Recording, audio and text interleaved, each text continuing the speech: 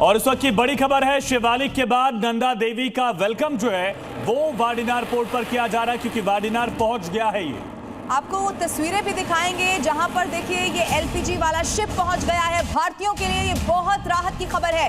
LPG के लिए होड़ सरकार ने तोड़ अब निकाल दिया है, ये कहा जा सकता है। यानी कि इस शिप के पहुंचने से ये जरूर कहा जा सकता है कि इस वक्त खासतौर पर कमर्शियल को लेकर जो संकट एक मचा हुआ है वो इससे खत्म होने की उम्मीद है।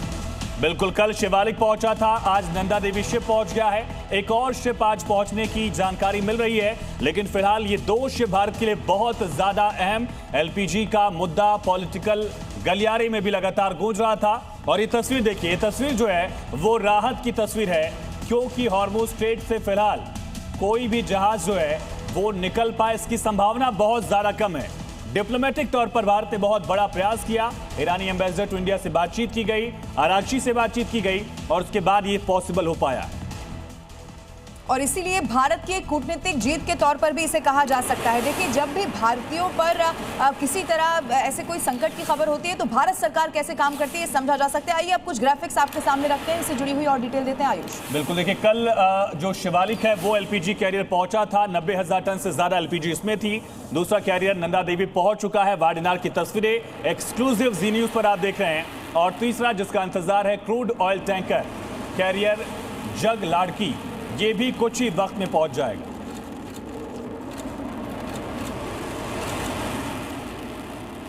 और हमारे सहयोगी दर्शन रावल हमारे साथ वाडीनार पोर्ट से लाइव कनेक्ट हैं। दर्शन, क्या अपडेट यहां पर नंदा देवी पहुंचने वाला है, ऐसी जानकारी पहुंच चुका है, ऐसी जानकारी?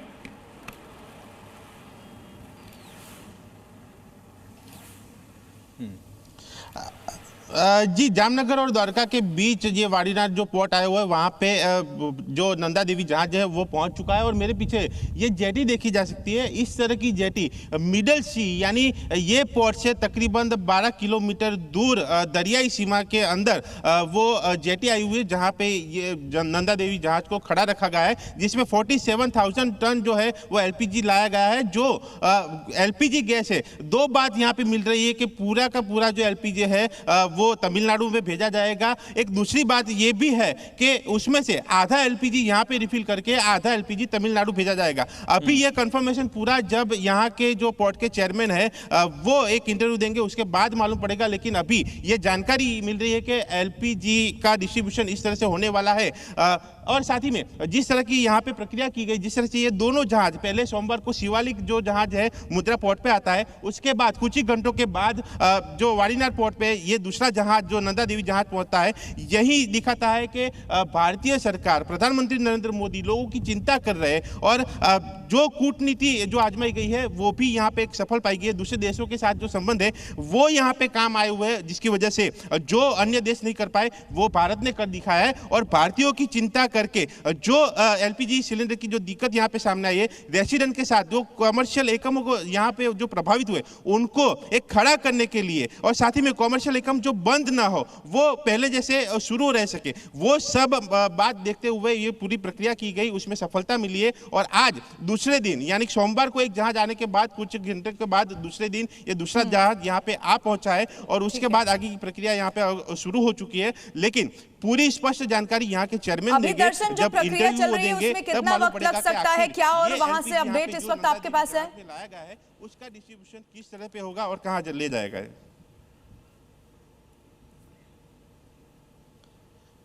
देखिए, अभी तो अंदर जेटी के पास वो जहाज को खड़ा किया गया है, वहाँ पे एक और जहाज भी रखा गया है।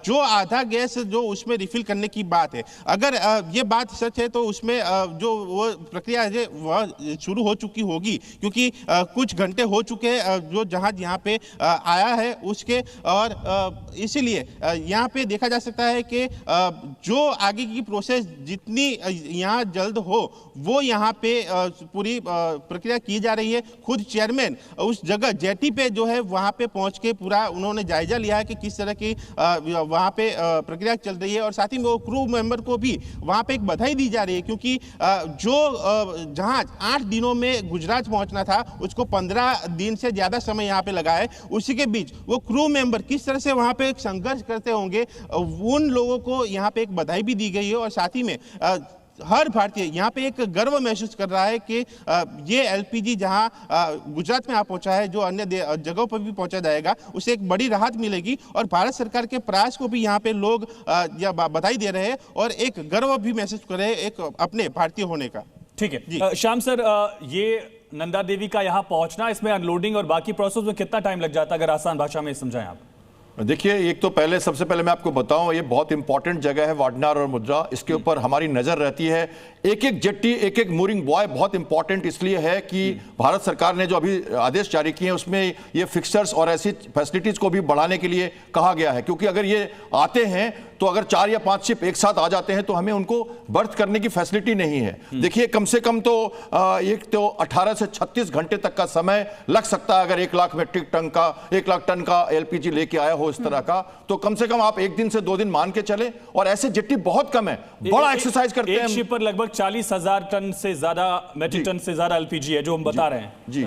ये ग्राफिक्स के जरिए भी इसकी पूरी डिटेल दर्शकों को बताते हैं। शिवालिक में 40,000 मीट्रिक टन एलपीजी, अब जैसा कि श्याम सर भी बता रहे थे, वक्त थोड़ा जरूर लगेगा। नंदा देवी की बात की जाए तो 46,000 मीट्रिक टन एलपीजी इसमें मौजूद है, और उसी का जिक्र जिसका श्याम सर कहते हैं, इसमें टाइम लगेगा मयंक सर? जी देखिए, 3 तरीके के रसद जो होती है वो एक जहाज लेकर आता है। जैसे अगर आपके लाइट स्टोर्स हैं, कंटेनर्स जैसे आते हैं, उसको करीब 2 से 6 घंटे का समय लगता है। अगर आप वही शिप जो है एम्युनिशन और सेंसिटिव इक्विपमेंट लेके आता है तो वो करीब 24 घंटे का टाइम लेता है। और जैसे एलपीजी और तेल लेकर आता है तो उसमें डिपेंड करता है, उसके ऊपर 12 से 48 घंटे के टाइम में वो अनलोड हो जाता है। तो ये 3 अलग अलग तरीके के हमको लॉजिस्टिक ऑपरेशन एक पोर्ट पर नजर आते हैं।